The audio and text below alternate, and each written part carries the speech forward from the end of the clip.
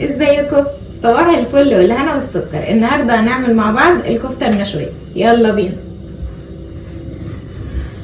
نص كيلو لحمه. نص كيلو اللحمه انا بعمل له بصلتين وسط، يعني كويسين، مش صغيرين ومش كبار قوي. بنفرمهم في الكبه وبعدين بس بنفرمهم قوي، بنفرمهم ناعم، وبعدين بنصفيهم في المصفى وبناخد التفل بتاعهم، ما بناخدش الميه. الميه بقى بنستخدمها في التصبيع، في ان احنا لما بنيجي نصبعها على السيخ بنستخدم الميه. بنحط عليها معلقه صلصه وشويه ملح وفلفل ونستعملها. هوريكم دلوقتي احنا هنعمل ايه. خلاص انا حطيت اللحمه بتاعتي هنا اهي. هعمل بقى البصل بتاعي اهو، انا مخرطاه علشان افرمه في الكبه.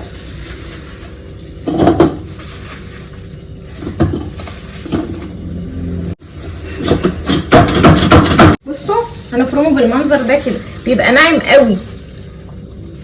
هنصفيه بقى اهو. الوصفه بتاعتي هنزل بالبصل هنا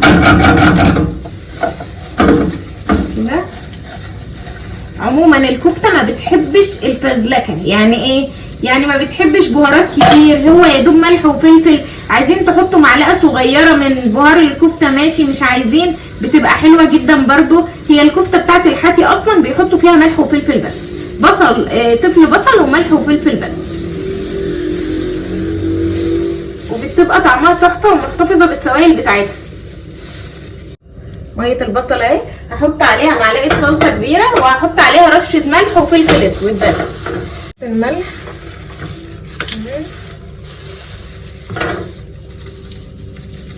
بقى الفلفل الاسود. اللحمه بتاعت الكفته لازم يكون فيها دهون كتير، لازم يكون فيها نسبه دهون.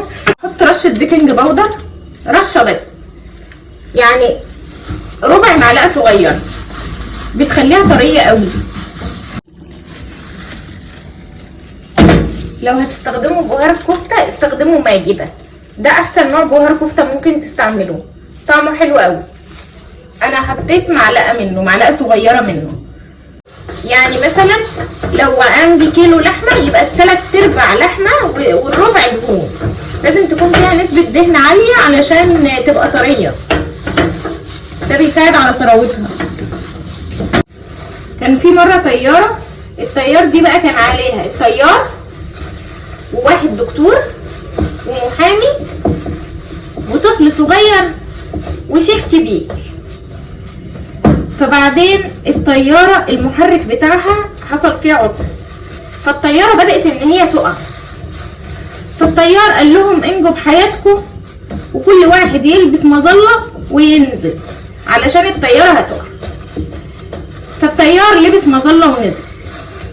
فبعدين ما عادش فاضل غير 3 مظلات، والاشخاص اللي فاضلين 4، الدكتور والمحامي والطفل الصغير والشيخ الكبير. فالدكتور قال انا بنقذ حياة الناس، فانا حياتي كمان مهمة عشان انا ليا اهمية في المجتمع يعني، وبنقذ حياة الناس. فخد مظلة ونزل. والمحامي قال انا برضو حياتي مهمة وانا اذكى واحد في العالم، وخد المظلة ونزل. فما عادش فاضل غير الطفل الصغير والشيخ. فالشيخ قال له بص يا ابني، انا عشت حياتي وخلاص وشفت في الحياة كتير وخلاص، وكفاية عليا قوي كده، انت لسه الحياة قدامك، فخد انت المظلة وانزل. فقام قايل له ما تخافش، احنا كده احنا الاتنين هناخد مظلات. قام قايل له ازاي؟ قام قايل له ما هو اذكى واحد في العالم خد المظلة، خد الشنطة بتاعتي على انها المظلة. على فكرة عايزة اقول لكم على حاجة، اللي بيفكر نفسه اذكى واحد ده بيبقى اغبى واحد، ودي حقيقة فعلا. اللي مفكر نفسه ذكي دوت بجد بيبقى من اغبى الناس اللي ممكن تقابلها في حياتك. بصوا كده لمت خلاص. انا همسكها كده الاقيها بتلم على بعضها، مش سايبه، ما بتفرولش، ماسكه في بعضها. يبقى هي كده خلاص اتعجنت. هحطها ربع ساعه بس في التلاجة وبعدين نصبعها. هعمل ايه بقى في الميه دي؟ ميه البصل دي معلقه كبيره صلصه، معلقه كبيره صلصه. هحط رشه ملح على فلفل اسود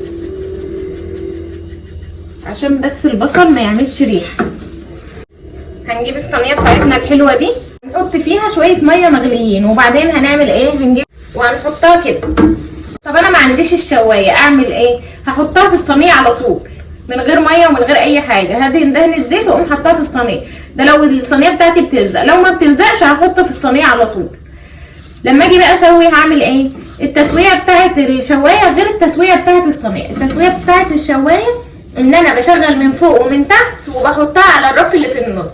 اول لما تاخد لون من فوق اقلبها على تحت، خدت لون من تحت خلاص بقوم شايلاها. هي الكفته ما بتقعدش في الفرن اصلا اكتر من ربع ساعه. انا هعمل في الصينيه هحطها على الفرن من تحت. اول لما الاقيها نزلت الميه بتاعتها وخلاص تمام، هبدا بقى ان انا اطلعها على الرف اللي في النص واشغل عليها الشوايه واقفل من تحت علشان تاخد لون. بس هعمل ايه بقى؟ هحط ايدي في ميه البصل كده كده، واقوم رايحه ماسكه الكفته كده وصل.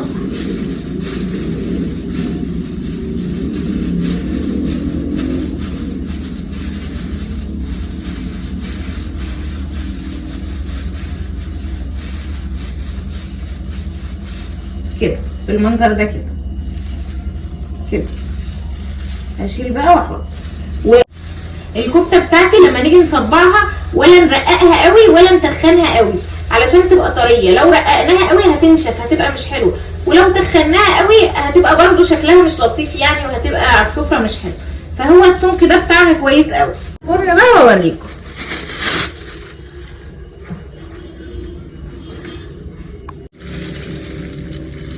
شوفوا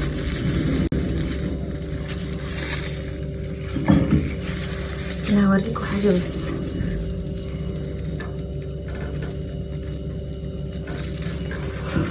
شوفوا السوائل اللي فيها عامله ازاي، شوفوا طريه ازاي.